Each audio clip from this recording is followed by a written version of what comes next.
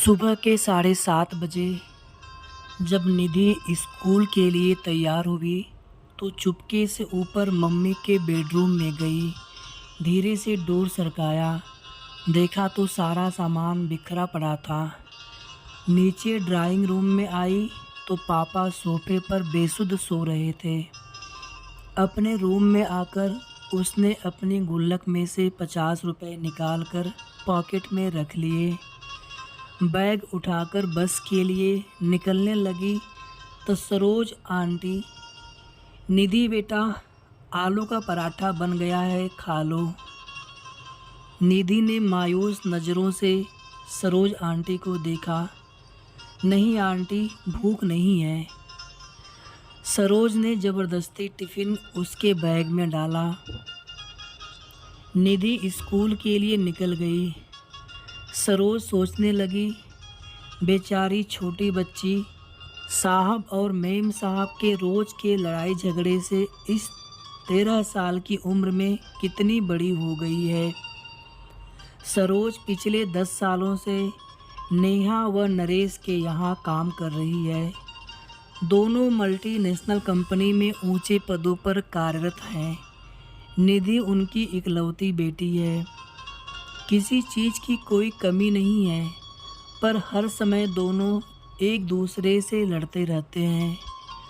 नरेश पिछले कुछ समय से नेहा से तलाक चाह रहा है और चाहता है निधि की जिम्मेदारी नेहा उठाए, और नेहा निधि की जिम्मेदारी नरेश को देने के साथ जायदाद में हिस्सा चाहती है।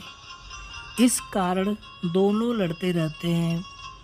बच्चे की जिम्मेदारी कोई नहीं लेना चाहता, इसलिए दोनों एक दूसरे के लिए अपशब्दों का इस्तेमाल करते हैं।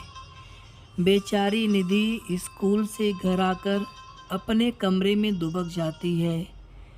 केवल सरोज आंटी से ही बात करती है। रोज़ की तरह नेहा और नरेश ने नाश्ता अपने अपने कमरे में किया और ऑफिस के लिए निकल गए।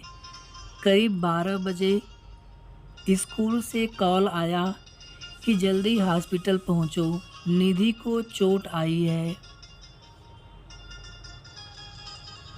हॉस्पिटल पहुंचकर पता चला कि निधि बहुत ऊपर से सीढ़ियों से गिर गई है। आईसीयू में रखा गया था। ऑपरेशन की तैयारी हो रही थी। सिर में बहुत गहरी चोट आई थी। ऑपरेशन शुरू हुआ, पर जिंदगी मौत से हार गई। नेहा और नरेश स्तब्ध रह गए। उन्हें ऐसा झटका लगा था कि अपनी सुध बुध ही खो बैठे थे। निधि की दादी भी आ गई थी। बेटा बहू को देखकर नफरत से मुंह फेर लिया। पूछताछ हुई। टीचर स्टूडेंट सभी के बयान लिए गए। यही पता चला कि बैलेंस बिगड़ने से निधि नीचे गिर गई थी। 13वीं निपटने के बाद नरेश ने अपनी मां को रोकना चाहा, पर उन्होंने आंखों में आंसू भरकर कहा, तुम दोनों खूनी हो। तुम्हारी जिद मेरी पोती को खा गई। मैं उसे अपने साथ ले जाना चाहती थी, पर तुम दोनों ने उसे अपने अहम का मोहरा बनाकर उसकी जान ले ली। माँ चली गई। सरोज तब से सदमे में थी। फिर उसने जैसे तैसे होश संभाला। नरेश और नेहा से कहा, मेम साहब, मैं अब यहाँ नहीं रह पाऊँगी। इस घर की दीवारें मेरी निधि की सिसकियों से भरी है। उसे मैंने कभी अपनी गोद में तो कभी छिपकर रोते हुए देखा है। मेरा मन किया कि उसे लेकर भाग जाऊं, पर मैं डरती थी, ऐसा नहीं कर सकी। अगर चली जाती तो शायद आज वो जिंदा होती। नरेश और नेहा के पास अब शायद कहने को कुछ नहीं था। जैसे जैसे दिन बीत रहे थे, उनकी लड़ाई झगड़ा एक अजीब सी बर्फ़ में तब्दील हो चुका था। उनकी सारी भावनाएं अंदर ही अंदर एक खामोशी अख्तियार कर चुकी थी।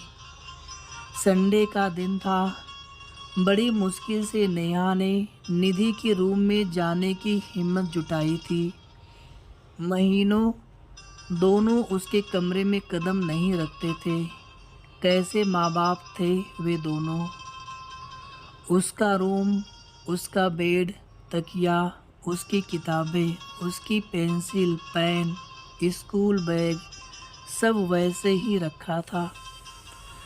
अलमारी खोली तो उसके कपड़े नीचे गिर पड़े।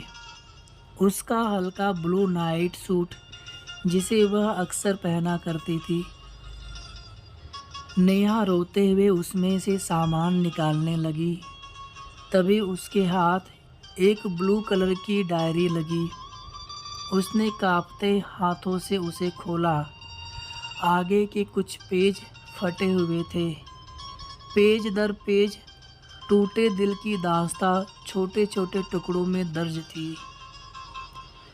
मम्मी पापा, मैं आपको डियर नहीं लिखूंगी क्योंकि डियर का मीनिंग प्यारा होता है। पापा, आप मम्मी को कहते हो कि तुम्हारी बेटी, और मम्मी आप पापा को कहते हो तुम्हारी बेटी। आप दोनों ये क्यों नहीं कहते कि हमारी बेटी। अगले पेज पर था, पता है, जब मैं मामा जी के घर जाती हूँ, मामा मामी मुझे बहुत प्यार करते हैं। मामी अनु को जब प्यार से मेरा बच्चा कहती हैं तो मुझे लगता है कि मैं प्यारी बच्ची नहीं हूँ। मम्मा, मैं तो आपका सारा कहना मानती हूँ, फिर भी आपने मुझे कभी मेरा बच्चा नहीं कहा।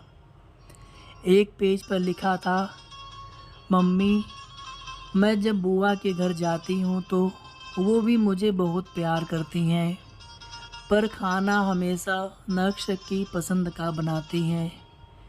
मम्मा, मुझे राजमा बहुत पसंद है। मैंने आपको बनाने को कहा था, पर आपने कहा मुझे परेशान मत करो। जो खाना है सरोज आंटी को बोला करो, वो बना देंगी। मम्मा, मैंने राजमा खाना छोड़ दिया है, अब अच्छा नहीं लगता। पापा, मुझे आपके चिल्लाने से बहुत डर लगता है। पापा, मैं आपके साथ आइसक्रीम खाने जाना चाहती हूँ। आप कहते हैं कि आपके पास फालतू चीज़ों के लिए टाइम नहीं है। पापा, जब चीनू मासी और मौसा जी मुझे और विपुल को आइसक्रीम खिलाने ले जाते हैं तो वो कभी ऐसा नहीं कहते। पता है मम्मी, मैं अपने घर से दूर जाना चाहती हूँ, जहाँ मुझे ये न सुनाई दे कि निधि को मैं नहीं रखूँगी, जहाँ पापा के चिल्लाने की आवाज़ न सुनाई दे। पापा, अगर मैं बड़ी होती तो मैं आप दोनों को कभी परेशान नहीं करती, मैं खुद ही चली जाती। मैं आप दोनों से बहुत प्यार करती हूँ। आप दोनों मुझे प्यार क्यों नहीं करते। एक पेज पर था, I love you Saroj aunty, मुझे प्यार करने के लिए, जब मुझे डर लगता है, अपने पास सुलाने के लिए, मेरी हर बात सुनने के लिए। अंतिम पेज पर था, दादी आई लव यू, आप मुझे यहाँ से ले जाओ। मैं प्रॉमिस करती हूँ कभी तंग नहीं करूँगी आपको। नेहा डायरी को सीने से लगाकर ज़ोर ज़ोर से रो पड़ी। नरेश भी उसके रोने की आवाज़ सुनकर आ गया था। नेहा ने डायरी उसे पकड़ा दी। पेज दर पेज पलटते हुए उसके चेहरे के भाव बदलते जा रहे थे। वह खुद को संभाल नहीं पाया, ज़मीन पर बैठ गया। नेहा रोते हुए बोली, नरेश, पता है, वो एक्सीडेंट नहीं, आत्महत्या थी, सुसाइड था। जिस रिश्ते को हम बोझ समझते थे, हमारी निधि ने उससे हमें आज़ाद कर दिया। नरेश, हम दोनों ने अपनी बच्ची का खून किया है। नरेश फूट फूट कर रो पड़ा। ये कहानी उस हर घर की है जहाँ माँ बाप बच्चों के सामने लड़ते हैं या घर टूट कर बिखरते हैं, और उन टूटते रिश्तों का सबसे बड़ा खामियाजा बच्चे भरते हैं। अगर आप अच्छी परवरिश नहीं दे सकते तो आपको बच्चे को जन्म देने का कोई अधिकार नहीं है। अच्छी परवरिश का मतलब रुपए पैसे सुख सुविधाओं का ही होना नहीं है। बस इसका मतलब है कि आप बच्चे को जब आपकी ज़रूरत हो, आप उसके कितने करीब हैं। ये कहानी सुनाते सुनाते हमारी आंखों में आंसू आ गए, और हमें पता है आप सबकी भी आंखों में आंसू आ गए होंगे। कहानी कैसी लगी आप सभी कमेंट करके ज़रूर बताइएगा। इसी तरह की और भी स्टोरीज आप सभी के लिए आगे ले करके आते रहेंगे। वीडियो को आप सभी लाइक शेयर कर दीजिएगा। अगर आपने चैनल को सब्सक्राइब ना किया हो तो सब्सक्राइब भी कर लीजिएगा, ताकि कोई भी वीडियो आगे अपलोड हो तो उसकी नोटिफिकेशन आप सभी को मिलती रहे। इनके पहले की जो भी स्टोरीज हमारे चैनल पर अपलोडेड हैं, आप उन्हें भी जा कर के, उन कहानियों को भी जा कर के ज़रूर सुनें। धन्यवाद।